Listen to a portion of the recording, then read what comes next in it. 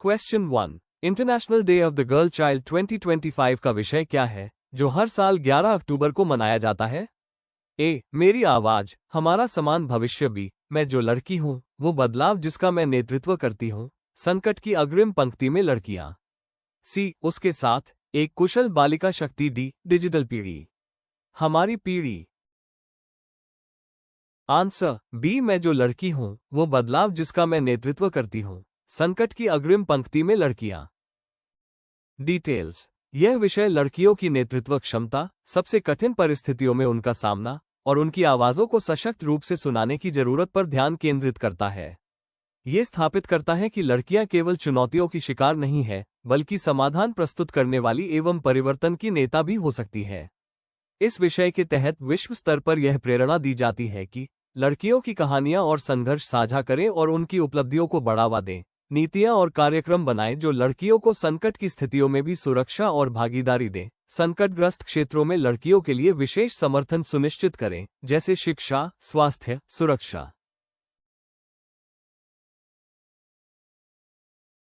Question 2। अक्टूबर 2025 में किस देश ने गाजा युद्धविराम के पहले चरण की घोषणा की? ए, इजिप्ट। बी, कतार। सी, यूनाइटेड स्टेट्स। डी, तुर्की। आंसर सी, यूनाइटेड स्टेट्स, संयुक्त राज्य अमेरिका।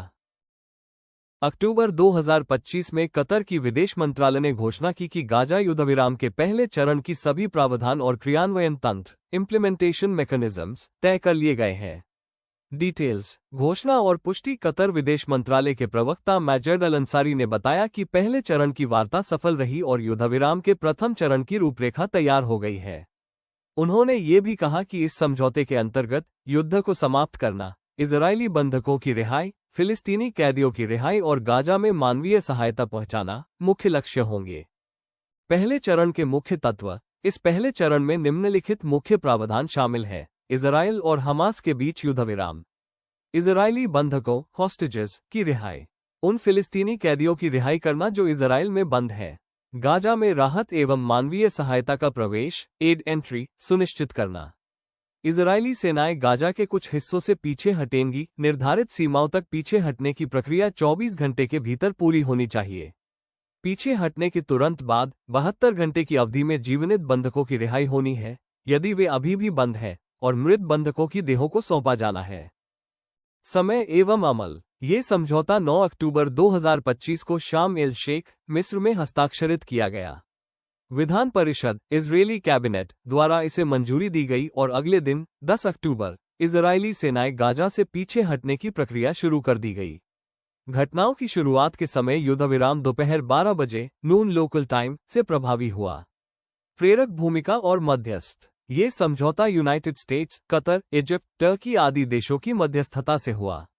इसे अमेरिकी राष्ट्रपति डोनाल्ड ट्रंप की प्रस्तावित 20 पॉइंट शांति योजना के हिस्से के रूप में देखा गया। क्वेश्चन 4। अक्टूबर 2025 में श्रीमती यूनिवर्स 2025 का ताज किसने जीता, जो भारत के लिए एक ऐतिहासिक जीत थी? A, Manushi Chhillar. B, Harnaaz Sandhu. C, Sherry Singh. D, Srinidhi Shetty. Answer C, Sherry Singh. Details. ये प्रतियोगिता 48वीं मिसेज यूनिवर्स थी और इसका फाइनल आयोजन ओकादा, मनीला, फिलीपींस में हुआ था। प्रतियोगिता में लगभग 120 प्रतिनिधियों ने भाग लिया था। शेरी सिंह पहले ही इस साल मिसेज इंडिया 2025 का खिताब जीत चुकी थी। फाइनल में उन्होंने अपनी आत्मविश्वास, शिक्षित अभिव्यक्ति, नेतृत्व क्षमता और सामाजिक संदेशों को प्रमुखता दी, जैसे महिला सशक्तिकरण और मानसिक स्वास्थ्य जागरूकता, women's empowerment, mental health awareness. परिणाम में भारत के बाद first runner up Saint Petersburg और सेकंड रनर अप फिलीपींस रही। क्वेश्चन 5। भारत का पहला स्वदेशी फोटोनिक रडार किसके द्वारा विकसित किया गया है? A, Bharat dynamics. B, BrahMos aerospace. C, DRDO. D, Larsen और Toubro. Answer C, DRDO. Details. इस प्रणाली का नाम फोटोनिक रेडार है, यानी यह पारंपरिक रेडार से अलग है क्योंकि यह लाइट आधारित तकनीक फोटोनिक टेक्नोलॉजी का उपयोग करता है। इसकी विकिरण, सिग्नल जनरेशन और प्रोसेसिंग में लेजर और ऑप्टिकल फाइबर जैसे फोटोनिक घटक शामिल हैं। इस रेडार की विशेषताएं। बहुत उच्च बैंडविड्थ -11 गीगाहर्ट्ज और केंद्र आवृत्ति 34 गीगाहर्ट्ज के आसपास। इसकी इमेजिंग रिजोल्यूशन लगभग 1.3 सेमी तक है। ये छोटे छोटे उपग्रहों, ड्रोन ब्लेड की गति आदि को भी पकड़ सकती है। क्वेश्चन 6, निम्नलिखित में से किस संगठन ने द्रव्य पोर्टल लॉन्च किया है? ए. CCRAS, B. आयुष मंत्रालय, सी. नीति आयोग, डी. भारतीय reserve bank RBI। Answer A. CCRAS। संगठन central council for research in Ayurvedic sciences CCRAS, जो कि आयुष मंत्रालय, भारत सरकार के अधीन है। पूरा नाम digitised retrieval application for versatile yardstick of Ayush substances portal. Details. पहली चरण में लगभग 100 आयुष द्रव्य औषधीय पदार्थों की जानकारी सूचीबद्ध की गई है। पोर्टल में शास्त्रीय आयुर्वेदिक ग्रंथों, आधुनिक वैज्ञानिक शोध, वन अध्ययन, फील्ड स्टडीज आदि से डेटा एकत्रित किया गया है।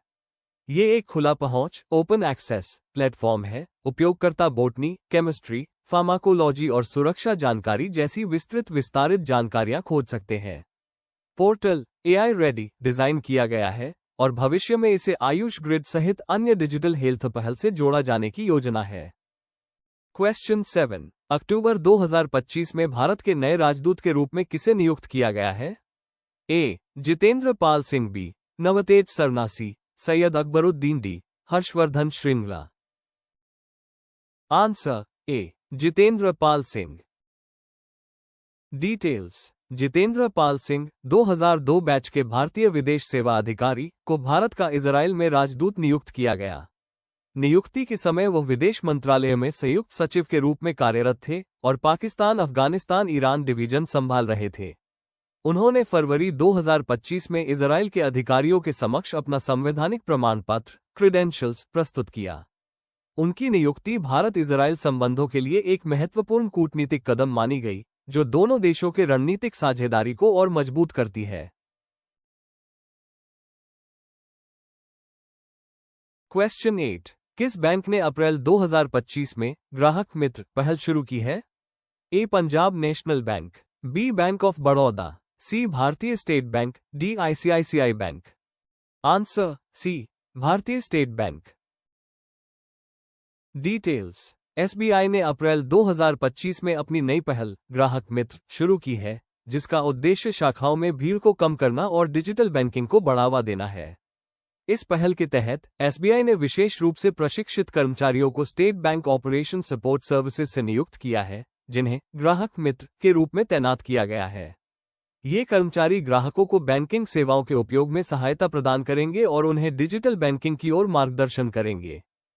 मुख्य बिंदु। शाखाओं की संख्या लगभग 4500 शाखाओं में ग्राहक मित्र तैनात किए जाएंगे, जो SBI की कुल शाखाओं का लगभग 20% हिस्सा है। लक्ष्य। इस पहल का उद्देश्य ग्राहकों को डिजिटल बैंकिंग की ओर प्रेरित करना और शाखाओं में भीड़ को कम करना है। ग्राहक मित्र ग्राहकों को डिजिटल चैनलों के उपयोग के लिए प्रशिक्षित करेंगे और उनकी समस्याओं का समाधान करेंगे। प्रशिक्षण। ग्राहक मित्रों को विशेष रूप से प्रशिक्षित किया गया है ताकि वे ग्राहकों को बेहतर सेवा प्रदान कर सकें और उन्हें बैंकिंग सेवाओं के बारे में जागरूक कर सकें। क्वेश्चन 9, कौन सा राज्य वर्ष 2025 में महिला कबड्डी विश्व कप की मेजबानी कर रहा है? A. Haryana, B. Bihar, C. Punjab, D. Uttar Pradesh. Answer B. Bihar. Details. अंतर्राष्ट्रीय कबड्डी महासंघ द्वारा महिला कबड्डी विश्व कप 2025 की मेजबानी भारत को दी गई थी और यह आयोजन बिहार राज्य के ऐतिहासिक शहर राजगीर में 1 से 10 जून 2025 तक निर्धारित था। हालांकि बाद में आयोजन स्थल और तिथियों में बदलाव किया गया। अब ये टूर्नामेंट बांग्लादेश की राजधानी ढाका में 15 से 25 नवंबर 2025 तक आयोजित किया जाएगा। ये पहली बार होगा जब कबड्डी विश्व कप पुरुष या महिला भारत के बाहर आयोजित किया जा रहा है। आयोजन स्थल और तिथियां। नया आयोजन स्थल ढाका, बांग्लादेश। नई तिथियां 15 से 25 नवंबर 2025। भाग लेने वाली टीमें Bharat, Bangladesh, Iran, Japan, Thailand, Nepal, Germany, Poland, Hungary, Kenya, Uganda, Argentina, Netherlands और चीनी ताइपे। क्वेश्चन 10, अक्टूबर 2025 में प्रधानमंत्री श्री नरेंद्र मोदी ने ग्लोबल फिनटेक फेस्ट 2025 का उद्घाटन कहाँ किया? A. Nai Delhi, B. Bengaluru, C. Hyderabad, D. Mumbai. Answer D. Mumbai.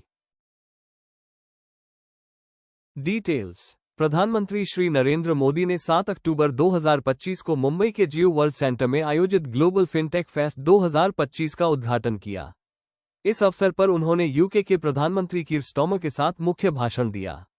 इस आयोजन में भारत और यूके के बीच फिनटेक सहयोग को बढ़ावा देने पर चर्चा की गई। प्रधानमंत्री मोदी ने अपने भाषण में भारत के डिजिटल समावेशन, यूपीआई और आधार जैसी पहलों का उल्लेख किया, जो वैश्विक स्तर पर फिनटेक नवाचार में अग्रणी है। उन्होंने इसे डिजिटल सशक्तिकरण के रूप में प्रस्तुत किया, जो वैश्विक दक्षिण के देशों के लिए एक आदर्श बन सकता है। चैनल को लाइक करें, शेयर करें एंड सब्सक्राइब करें। Thank you for watching videos.